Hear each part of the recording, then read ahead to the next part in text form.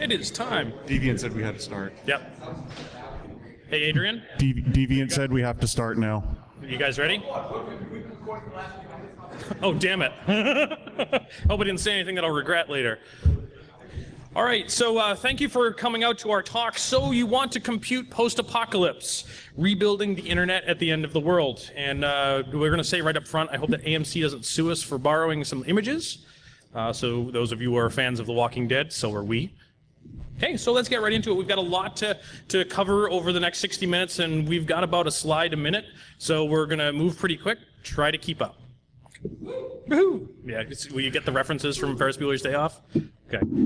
All right, so a little bit about us. Hi, my name is Larry Pesce. And I'm Darren. And together, we are... No, don't do it. Wild Stallions! No, I'm kidding. He didn't want to do that. All right, so we're both security consultants with NWN Corporation. We do penetration testing, vulnerability assessment, all sorts of that good fun stuff. In a previous life, we used to do rack and stack networking in all sorts of different environments. We're members of the Pol.com Security Weekly crew, and we're both licensed ham radio operators. Darren with his tech at KB1 Wool, and myself with extra at KB1 TNF. And Darren and I have known each other since college, and we're longtime co-conspirators. For those of you who have been to ShmooCon may recognize the little Jeep over there on the side as a piece of artillery for shmooball launchers. So we've been working on projects together for quite a long time. Okay, so a little bit about why we might be considered experts at this kind of stuff. So we're pros at internet uptime testing. Fortunately, my boss is in the room, so we do a lot of work. Yeah, we do lots of work making sure the internet's up. It's administrative time. Yes, it goes on our time cards as administrative tasks. Yeah, we surf the internet uptime testing. Okay, we love all sorts of gadgets. And we consider ourselves amateur preppers. Yeah, we're getting started. We're making sure that we've got some things prepared for various scenarios, and we're going to blow a little bit of OPSEC. Yeah, I know, bad, right? But we're here to help you guys come up with some various stuff that hopefully will help you guys to compute post-apocalypse. Okay. Based on that, the security community has made us kind of paranoid about wanting to use the internet and after the fact, and this is sort of why we're going down the prepping route.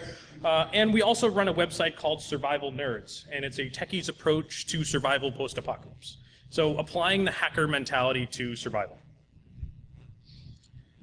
All right, so you want to compute end of the world, right? So we need to talk about what could make up the end of the world and what type of scenarios are we planning. So doesn't really matter which one of these you believe is going to happen. We're going to attempt to cover the one that is sort of all-encompassing, taking all of the other possibilities into effect, and we'll talk about some of our favorites. Okay? All right, so the first one. First one is after the flying spaghetti monster. We didn't want to offend any particular religion, so we picked the most humorous. So we just decided to pick them all. So obviously this reacts as a flying spaghetti monster, earthquakes, hurricanes, bad things you can't avoid, solar flares from the sun. Next up, a personal favorite. Okay, zombies. Which we hope to see lots of tomorrow. Yeah, hope to see lots of tomorrow. Go get your face done up and donate some money to Hackers for Charity. Okay, if that's still happening. Good, so great, zombies. Maybe not necessarily realistic, but lots of fun to think about and gives you some really good things to think about from a survival perspective. What happens if you need to move because you're being surrounded by, well, maybe not zombies, maybe zombies, but other folks that want to take something from you. Maybe not your brains, but maybe your internet. Okay? So it gives you some thoughts about maintaining some lightweight infrastructure and those types of things. And what we see is possibility of financial collapse as we just print money like if there's no tomorrow. There's really nothing backing it. We're just printing it because we can. Yeah, not intended to be a political statement, right. But it's a possibility. The next one is. This one's a political statement. Possibly lead them to government failure. If there's no government, there's no rules. Okay, and the one that we sort of see as being most encompassing, that requires the most need for doing the prepping and preparation for rebuilding the internet is EMP. Because if you don't prepare for EMP now, after it happens, it's too late. Okay, so the concept of taking a nuclear device, detonating it in the atmosphere, and here's a statistical model for a fairly decent-sized blast detonated at just about 300 miles up. The resulting EMP shockwave is alleged to take out just about everything out of North America. So if once the EMP happens, it's instantaneous. If the EMP goes off, anything that is connected to longer than an 18-inch length of wire and some sensitive electronics no longer works. So you need to start thinking about doing this now. Great, we can do this stuff and plan for mobile sort of internet environments and you name it. But if we don't plan for EMP if and when it happens, it's already too late. So we're sort of going to go down the EMP route because it can take into all the other portions for financial governmental collapse, acts of FSM, and zombies. Okay. And really what the end goal here is too, so the most important thing, yeah, a lot of these things you guys might be looking at, you guys are all crazy, that none of that stuff's ever going to happen. No, but the flying spaghetti monster stuff really could. So, you know, at the end of the day, we really want to look at being prepared as a way of saying we don't need emergency services because they may not show up, and they can find more things to do than take care of us. And we've seen that with Katrina. A lot of law enforcement just decided this isn't worth it anymore. I'm out of here, and that's we've seen it. That's what's gonna happen. In any natural disaster, people are just going to say, you know what, this isn't worth it, I'm out of here. So. Yeah, so the intent for our instruction to you guys is not necessarily to go and have a year's worth of food and plan to be on your own, but at least as some initial steps to provide the opportunity for you guys to not necessarily need to be reliant on emergency services and potentially take that into the future. And plus, if you're also prepared, you might be in a position to help out your neighbors. Okay. So let's talk about, hey, we're computer hackers, right? And penetration testers. So let's take our perspective on some of this survival stuff. Okay. So we want to make sure we introduce a few tenets of preparedness. The first being two is one is none. So in a disaster scenario, how many of you guys are familiar with two is one is none? Okay, a couple of you. Okay, so for those that aren't familiar, think about we have an EMP and you've got some devices, whether it be a blender or a gun or a wireless router, and you've got them appropriately protected. If you've got two of them and one breaks, how many do you have left? One. Yeah, it's simple math, right? If you have one of them and one of them breaks, how many do you have left? None. Two is one is none. So plan that one of them is going to fail, because one will break. Okay.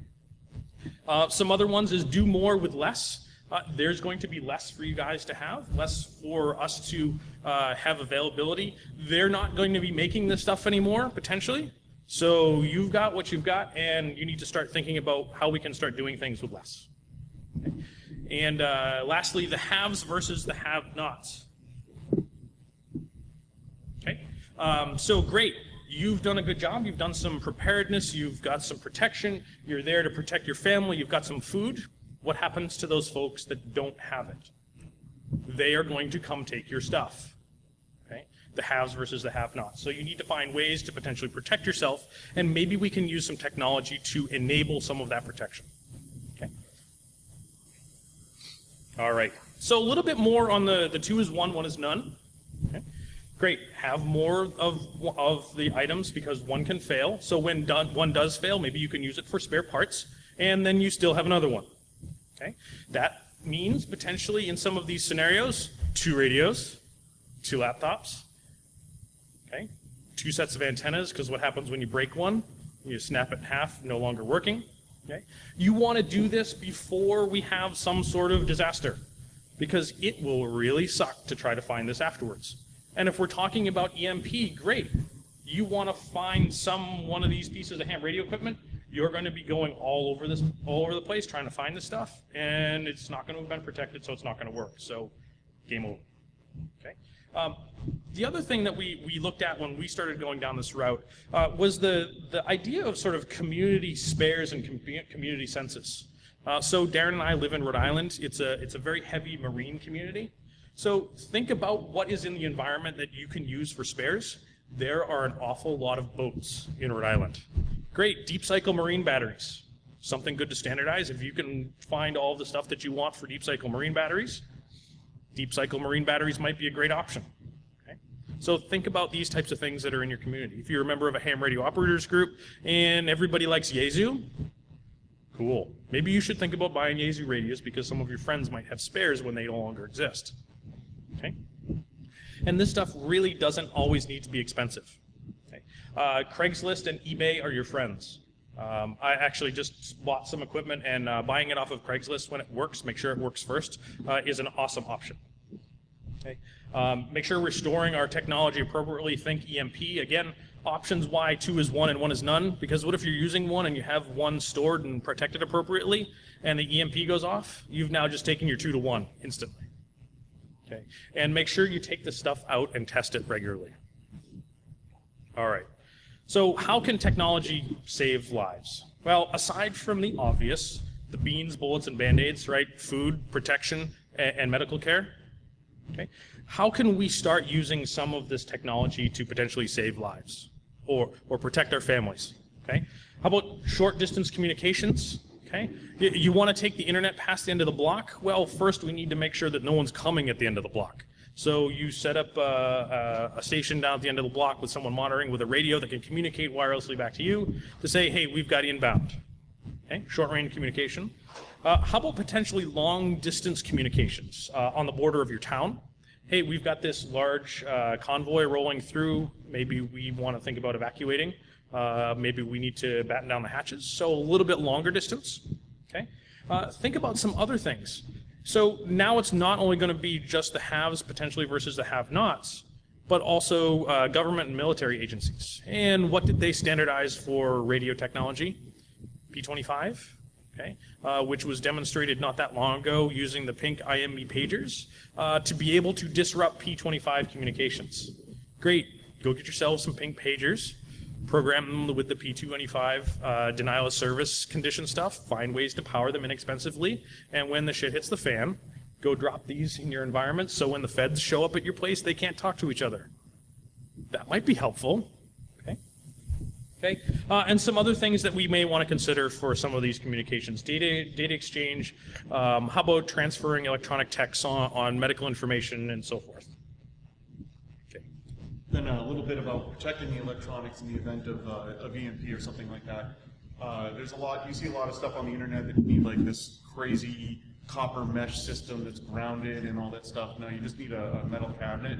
And so we took this old filing cabinet, this is ours, and just took some of that truck spray bed liner, sprayed it inside to prevent contact with the actual metal, yep. And that'll protect things just fine, and there's plenty of room. Again, anything with 18 inches of wire is going to get fried if it's sensitive enough. And then the other things to think about, EMP may be one of the more least likely things to happen, but floods, hurricanes, earthquakes, and things of that nature, you need to be prepared for that as well. This is all great and everything, but if it fills up with water, you've lost it all anyway. Yeah, so. And some potential when we start getting into some of the technology, some of the outside installations. If you've got all this stuff stored in your EMP cabinet and you need to go deploy it, well, you better stock up on weatherproof enclosures and silicone, right? And again, 2 is 1, 1 is none. What happens when you use the first tube of silicone? You've now got 1. Okay, so stock up. Then events gone by, now you need to power things. So you need to decide what you want to use for power. You've got, a generator. What's the problem with that? Really, really loud and requires fuel. Fuel's going to be very, very scarce. Wind, is it, again, how windy is it where you are? Is that really feasible for you at your location? And it's pretty much a big beacon. Hey, look at me, I have power over here, over here. Solar, no moving part, it's quiet, provides the electricity. Again, you've got to be concerned with batteries. So again, in Rhode Island, knowing that we have a lot of deep cycle marine batteries, it might be good to standardize on that and use that. I would vote for solar. And again, if you use solar, the electronic charge controllers will get fried. Yep, they're connected. So make sure you have some extras, because if you don't have that, you've just got some fancy looking pieces of glass in the pieces backyard. of glass in the back. Yeah, so they're connected to pieces of wire longer than 18 inches to your charge controller that charges your batteries full of sensitive electronics. Yeah, buy a spare one and put it in your EMP cabinet. And this is the system that we actually have set up that drives his ham radio equipment on his desk. Yep. Okay. So a little bit about batteries. Okay. When you're looking at charge controllers, think something potential flexible or a potentially DIY situation. Actually looking at some plans for building a charge controller based out of a 555 timer. You know, very inexpensive parts. Cool. And we can source a whole bunch of inexpensive parts and potentially build them out ourselves afterwards. Okay. Potential option for you post-collapse. Great, you've got the ability to generate power and store it in batteries, and someone else wants to use their technology that runs on your chargeable batteries that still may be useful to them.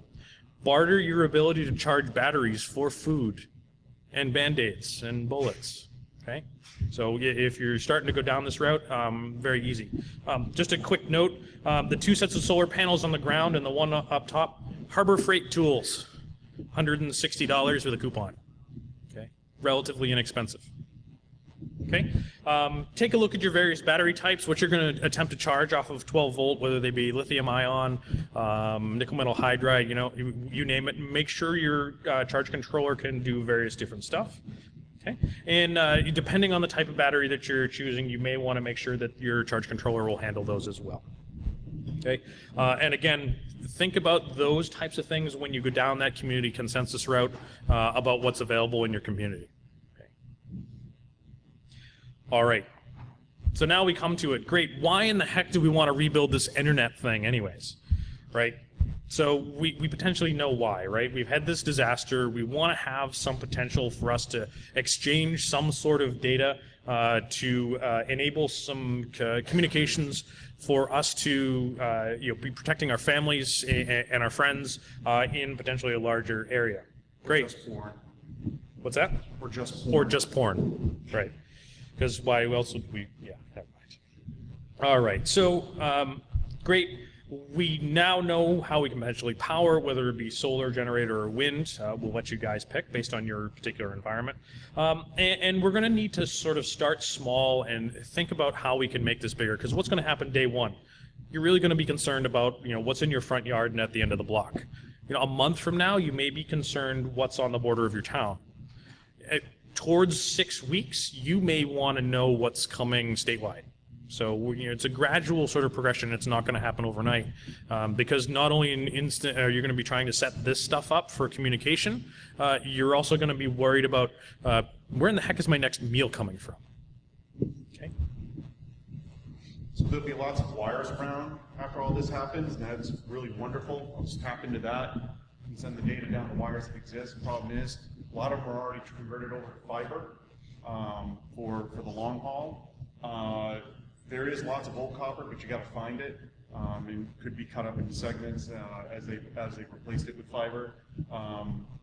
But it's old, it's not maintained, and a lot of the people that did put it in and know about it are probably already gone at this point, because yeah, they're older. It's just they're older. They may be already may have already passed on just due to their age, or they didn't survive the 6 weeks without food. So what can we do when we don't have the wires? Yeah. So what do we do when we don't have the wires? All right. So we take ads out of the 1970s, out of the CB radio movement. Okay. No CB operator ever looked like this. Much to contrary belief. Okay. So how about utilizing a phone patch? Great. We can start going down that route. We can use our ham radio equipment to gain access to a phone patch. Awesome. But the phones are dead, right? So the back-end equipment for the phone stuff is non-existent. Maybe not necessarily a good choice because the distance for the radios that we're probably going to be finding for the phone patch, if we can get access to it, if it's public, isn't going to get us very far out of our affected area and may likely not be good for us. Great, we can go set up our own, but to what expense? We're going to have the same problem with this public one. It's going to be in a relatively short area. We're going to be able to gain access to it in a service area that's affected and has no phone service. So a pretty hefty expense at very little return. So maybe this isn't a good idea. So let's abandon this whole wires thing anyways. So this is one of the first images that came up when I Google image searched who needs wires. Don't ask, I have no idea. Okay. So yeah, maybe we don't need wires. Maybe we can rely on some of this wireless stuff. It's great to move around. We don't need to worry about finding twisted pairs every time we move. And specifically, we're sort of talking ham radio. They must be doing something awesome next door. Why are you guys here? We are also talk about some commodity gear, aka Wi-Fi. So one of the other options, one of the easiest options, is obviously get your ham radio license. It's a totally nerdy thing to do. Right. It is a very nerdy thing to do. It's also a very easy thing to do. There is no more Morse code test involved in any of the levels. If I can do it, you guys can do it. I can do it. Oh yeah, if he can do it. You get, what's the guy's book? Gordon West. Gordon West book. It just literally gives you the pool of questions that the questions come from. Memorize them, go take the test, and it's easy. I did it in a week to get my first level license. Okay, so great. The only thing that, some warnings here. Yeah, talk about blowing your OPSEC. Hey, you've got a ham radio license. You're required to identify yourself as part of the rules set forth by the FCC. In order to get your license, the FCC requires that you have a valid mailing address and that you keep it up to date. Okay, it's publicly listed. So yeah, you guys want to know where I live? Great, go look it up. KB1TNF. It's required by law that I have a valid mailing address, and I just got too damn lazy to maintain a post office box, and it was quite honestly as expensive. So yeah, you want to know where I live? Great. Yay, long live privacy. That's why I'm making my ex-license. Yep. Wow. No comment. In any case, we're not here to get all preachy on you. Oh my God, you guys need to go get your ham radio license. It would be a really good idea, but we want to educate. You look like this guy. Yeah. That guy. that guy. But you know, we want to let you guys know about the technology that can enable you. Okay. So basically, once you've gotten your ham radio license, you have so many more options at this point. We've got some options for us to have some additional powerful types of communications. A lot of the ham radio folks are thoroughly entrenched in emergency communications fields, you know, gaining access to weather information and doing weather spotting and helping communications into areas that are affected by disaster. So you're already starting to meet folks that are like-minded by getting involved in the community. Okay. And it can be expensive and or complicated as you're willing to make it, or it can be really simple. Okay. But with great power, and we'll see a little bit more about power, comes great responsibility. Okay. So here's the deal. We've got the FCC. We want to use some of these ham radio bands with specific power requirements. We have to obey by their rules. Okay. Or if we're not here in the US, the other governmental agency that works there. That's great. These rules now sort of set the understanding for how these things operate, how we can use them effectively, what we can do with them, but they've got some rules. We're not allowed to do encrypted communications of various types. If we secure the message but not the transmission method, there's some leeway there. So they don't like to see encrypted communications. Well, that kind of sucks. But what happens when that government agency no longer exists or has no ability to enforce? Great. The FCC is going to start enforcing laws based on radio stuff after an EMP? I don't think so. Okay? So great. Let's practice now, learn how to use all of our stuff, and then when there's no more FCC, to heck with them. We do what we want. Okay? Okay. So let's think about the application now. All right. So let's talk a little bit about some equipment that we may want to start thinking about from a ham radio perspective. Great. This is the part that can get expensive as you want it to. But again, think swap meets, eBay, and Craigslist. All of my stuff is from these places. And new is not always better, because you know what?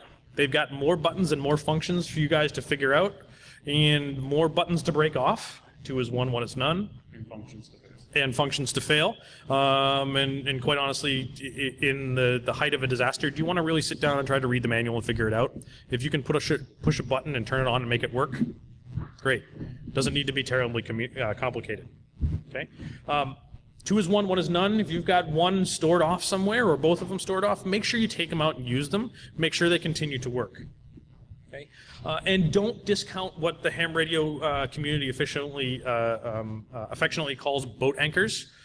These are like 19-inch rack mount gears and some of these old Hallicrafters type transceivers that are literally boat anchors, because when they don't work, you can tie a chain to them and anchor a boat with it.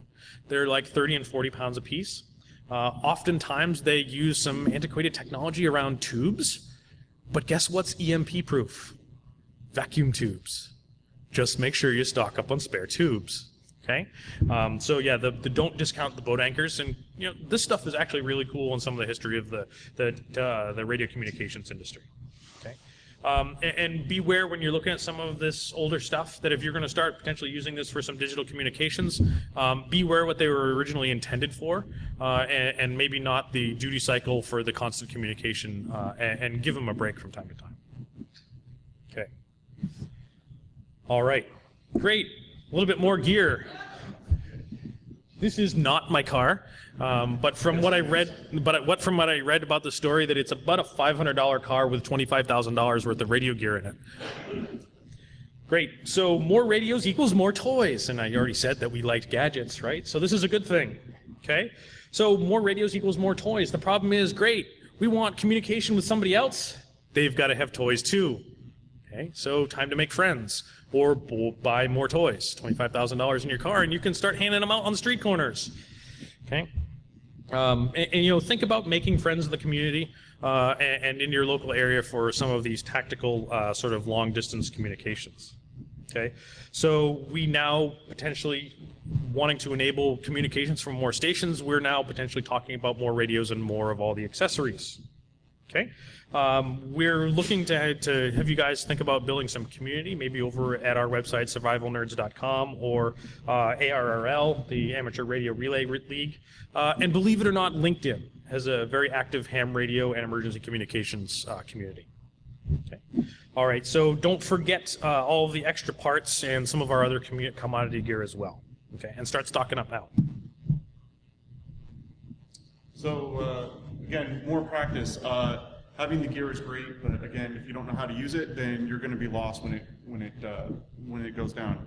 Again, the simple stuff. So this is just a handheld transceiver. This is the only piece of ham radio equipment that I have. This was just a shade over $100. Brand new.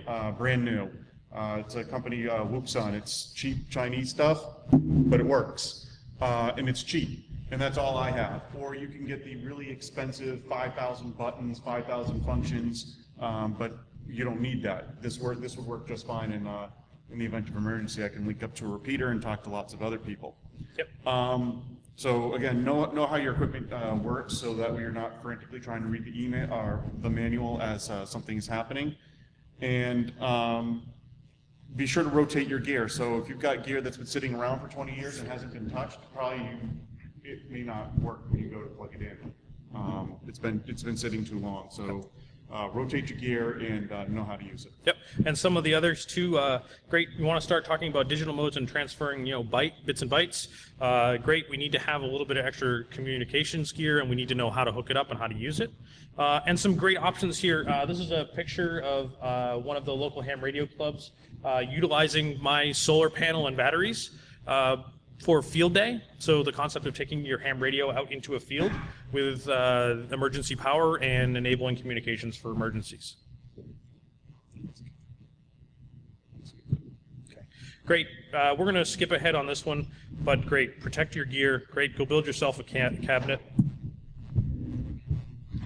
And great. Larry, Darren, you've talked to us about all this gear and what we can do with it, but where are the freaking tubes? We want our porn. Okay, so we've talked to you about ham radio technology, we've talked about some gear, we've talked about some survival goodies and power and all this type of stuff, but how the heck does this help me rebuild the internet? Okay, let's start figuring out how we can potentially use this stuff to start doing data transfers. First up, The computer. I'm beginning to think you wish you lived in the 70s. Yeah, I did, actually. But none of the computer operators ever looked like this. So. Sure they did. Sure they did? They don't look like that now. No, because on the internet, the men are men, the women are men, and the children are FBI agents. We can get you. Right, right. All right. So great. Now I use it to surf use this computer to surf the tubes that don't exist. Thank you, sir. Great. So how about using it to surf the new tubes? But more importantly, how about we use it to start controlling hardware to enable data communication? So make this a dual-purpose device, doing more with less. Okay. So let's do some ham radio rig control. Let's connect our ham radio to our computer and control it that way, and use it to enable the audio tones for us to do digital transfers. Great. Really simple to do, very inexpensive to do as well. Okay. Think back to the days of the old external modems, and that's essentially what we're turning the computer into over ham radio. Okay? So again, sending that data with the modem analogy. Yep, nice 300 baud Apple modem here with the external coupler. Great. So we need to convert the data coming from our computer to tones that we can transmit over an audio-based interface on our ham radio. Same thing with the modem, and some of the same issues apply. Interfacing and audio bandwidth, as well as potential fidelity and distance. Okay, so now we'll get into a couple of the digital modes and their applications. So one of the first ones that would come up would be carrier wave. This is just good old Morse code. It can go a very, very long distance and a very, very narrow bandwidth. And yes, a digital mode, on, off. Yep. You know, you get your good old dots and dashes. And we could use this to possibly transfer data. Obviously, there's some limitations to it. If you don't have a computer driving the CW code, doing it manually, a really good CW codist can do about 20 words per minute, which is about 16.5 baud. Yeah, that's not a typo, 16.5 baud. I'm pretty sure that's really slow. Then there's some obvious limitations. If there's certain character sets that are missing out of the CW code, so if we want to encrypt or encode our communications, we're going to have a harder time doing that with existing like a UU encode or XORing or base64. We're just missing some character sets that aren't there. But it's cheap, it's easy to do. Again, the equipment to do it is really, really cheap, and it's really, really free, easy, and again, can go a very long distance over a very short amount of a very little amount of power. Yep. So, for example, this picture on the right is a tuna fish can CW transceiver. So it's a radio built in a tuna fish can, and it's 5 watts. And they can do DX with that, as in from the US to foreign countries. 5 watts in a tuna can. Cool. And we can send technically 1s and 0s with this. Okay, PSK31, another digital mode. It's a little bit newer from Morse code. Was invented about 1998. And it doesn't have the traditional. It's got a whistle with sort of a light warble, and is great for sort of low bandwidth requirements. Again, sort of using the rig control with our ham radio on our computer, all we do is read and type, and it does all of the stuff for us. The problem is it's also really freaking slow. It's called PSK31 for a reason, because it's 31 baud. Not 3100 baud, not 310 baud, 31 baud. Okay. There's also no error control or correction, and mapping ASCII to this is interesting because it has some unusual byte encodings. Okay, but we use the full 128 character ASCII set. So if we want to do base 64 for taking binaries and do base 64 encoding, great. We can do U encoding. We've got the full character set there. The problem is there's no error correction, so starting to do large blocks, we're going to potentially introduce lots of errors here. Okay. Now the problem is we also run into some issues with the FCC and some of this encoded transmissions. So let's think about how we can do this now, even though it would potentially break FCC laws, regulations. Don't do it, but think about how we can. And again, with PSK31, we're very similar to Morse code. We can, again, do long-distance communications with as little as 5 watts. Okay, and is very resistant to poor radio communications stuff. Okay, and you don't need a lot of gear to do this. We're looking at low power CPU, sound card, cables, and a resistor to enable the ham radio to be keyed with the device. I'm attempting to set this up with a Raspberry Pi. Yeah, let's do PSK31 to the Raspberry Pi. Okay. Yeah. Small device, portable, low power requirement? Sure. Getting there, getting there. We were hoping we could do it and show you one here, but not so much. All right, next one up, WinLink 2000. Great. You want to do email with attachments? Awesome. Install WinLink 2000 on your machine attached to your ham radio gear. And it's really sort of developed and intended for, quote, remote internet. Okay? Have another station that's connected to the internet, and you can deliver email with attachments to places that don't have internet, like boats and remote residences. Okay. Based on AX25, and we've got some other potential options for us here, not some of the other ham radio modes, including D-Star, and we can do WinLink over Wi-Fi. Okay. We can cover some potentially long distances with some of the ham radio stuff. We've talked a little bit that, and we have the ability to do store and forward communications. Great. The other end doesn't necessarily have to be on, and it will potentially do multiple hops and can store that until we're ready for us. Okay. And it's based on a client-server architecture. Right now, if you want to get into WinLink 2000, you become a client, and the server stuff is relatively expensive to set up. And they want you to have it connected 365, 24/7, 365. But we can do WinLink in peer-to-peer mode. So if we want to exchange some data, great, get on your radio and tell your buddy down the street that you're going to send him some data. He fires up his server. You fire up your client, you send them the data, and you're done. Or you have a schedule. Okay. We don't even need to have it connected to the internet. Yeah, just two stations sending to each other. Okay. The military actually uses this with the Mars program, so there's some experience, and a lot of people that might actually be around after one of these disasters might know how to use it, and maybe you can leverage those folks. Okay, it does use a proprietary protocol, or could use a proprietary protocol, but it does require some expensive stuff on either end, based around some of the other WinLink stuff. Instead, we can now potentially go down another route. So the other route, we have your packet radio. So now we're talking about some speeds that may actually be halfway decent, still pretty limited, but the gear for it is really, really expensive. It's not easy to set up. And we can do better. Yep, and here's how we think we can do better. Okay. Let's use some commodity gear, right? Okay, this is relevant to my interests. Okay, my good friend Paul Asadorian and I co-wrote the Linksys Ultimate 54G hacking book from Singris. Okay, let's go leverage those pieces of hardware and enable some Wi-Fi with some antennas and some amplifiers, and get some longer distance communications gear out of Wi-Fi stuff. And guess what? It's all IP enabled. Okay, and this is stuff that you guys probably all understand. Okay, so based on that, one of the projects that we've been looking at is the high-speed multimedia network HSM mesh. This has got a lot of development in the Austin area. They actually have a large mesh network set up in Austin for doing IP communications, and they use it for emergency communications in support of some of the medical facilities.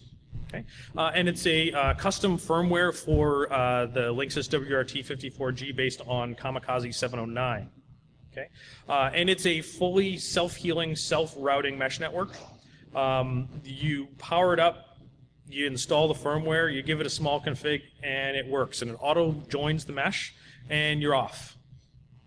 Easy. I mean, literally, I set a mesh network up in my living room in about 15 minutes. Great, it was in my living room, right? Yeah, doesn't do very well. Okay. We can now use these devices, so I can take my laptop and plug it into the Linksys WRT54G to local resources with wired cable. Okay, short cable. Okay, and all the rules of the internet now apply here because it's all IP-based traffic.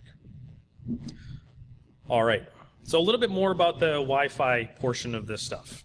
Okay.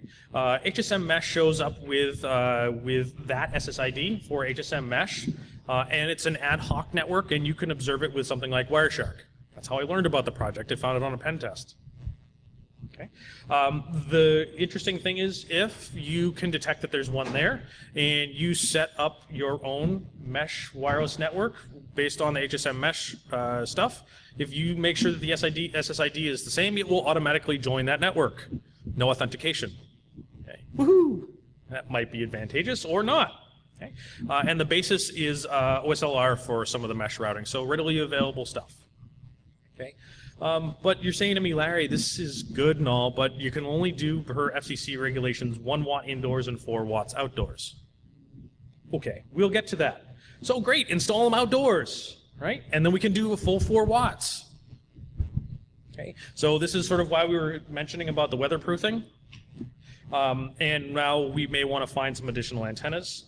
Okay, and allegedly, according to the FCC, we can do WEP or WPA in some of these, but it takes a little bit of tinkering with the firmware to make it happen. Okay.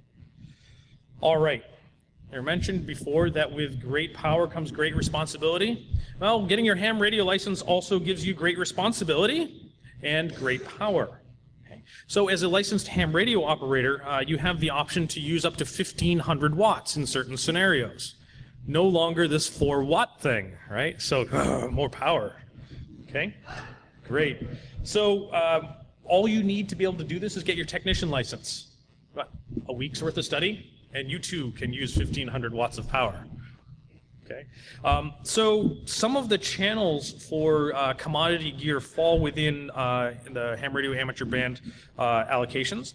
So if we look at 802.11b channels 1 through 6, direct sequence spread spectrum, we can use 10 watts on channels 1 through 6. That's more than 4. Okay, 10 is greater than 4. If we look at all of the 802.11g channels, we can use up to 1,500 watts. Why? Because the FCC regulations only apply to direct sequence spread spectrum technology, and G and A are orthogonal frequency division multiplexing, not subject to those same FCC regulations for limits on power. So great, go install your G network with 1,500 watts. Yes. Okay. So yeah, you want to talk about distance. Even at 802.11b with 10 watts, the folks in Austin have done up to 10 miles in urban areas. Okay, that's pretty damn good.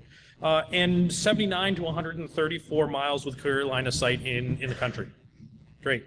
So get your towers ready and get your masts on your roof. And now do that for 802.11g with 1,500 watts. Okay, all sorts of winning. Okay, that will definitely get us to the end of the block. Okay, great. So now in order to enable this, we need all sorts of stuff. So some of the things that we need, use the commodity gear. You got your routers. Get some good directional antennas.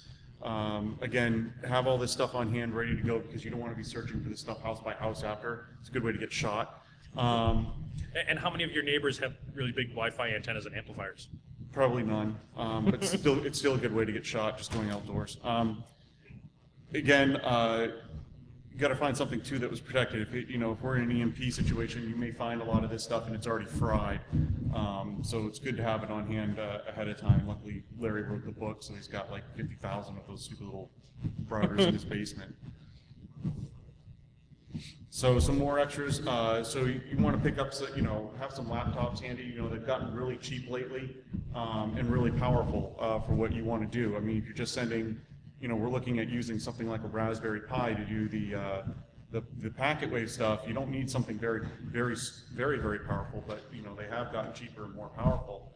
So have some of those on hand. Get some small netbooks because they're portable, they're light, and they do have a lot of power. Yeah.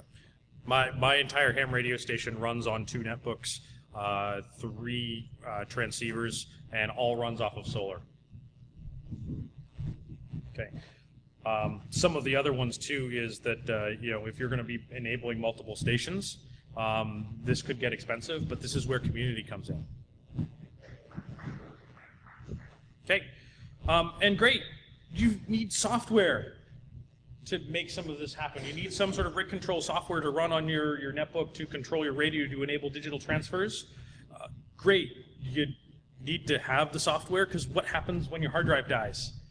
Yeah, make sure you've got a copy of Windows and make sure you need every potential dependency to reinstall that software, because what happens when you need to reinstall your rig control software and you need .NET framework?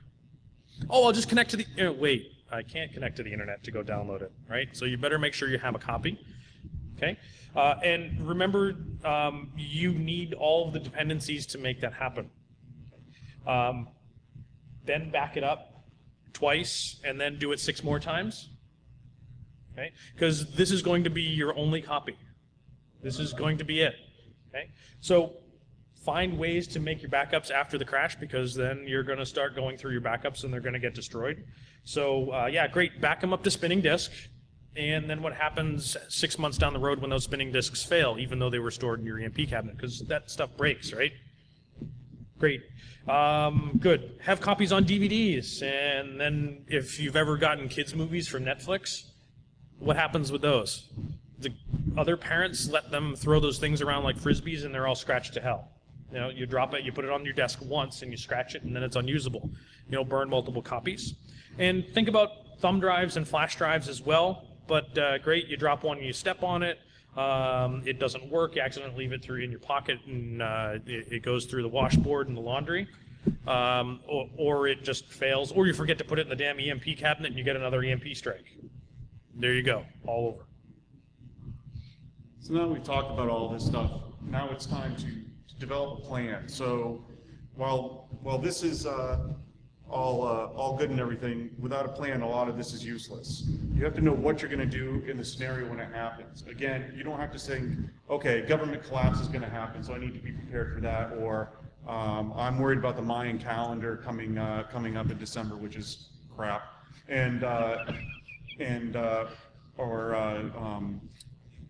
or you know, complete financial costs because, you know, we're too big to fail, right? So, you know, have a plan for when you do have a local disaster, forest fire, or something of that nature, and what you're going to do. So, start acquiring some licenses now, and some practice, and get some of this gear together. Start seeing what other people, like-minded people, might be in your community for this stuff. Again, you know, everyone, you think, oh, preppers, they're kind of crazy, right? All there are about guns and food storage. No, you don't have to be crazy like that. You can do it quite sanely, and you just don't want to be a burden on emergency services that may not even show up. Yeah, at least at the start. So yeah, and the big thing is, great, go get the stuff now. Figure out how to use it now. Go get your license so you can practice with this stuff, because it's after it happens, it's probably going to be too late. Okay. So, and the other ones too, you know, think about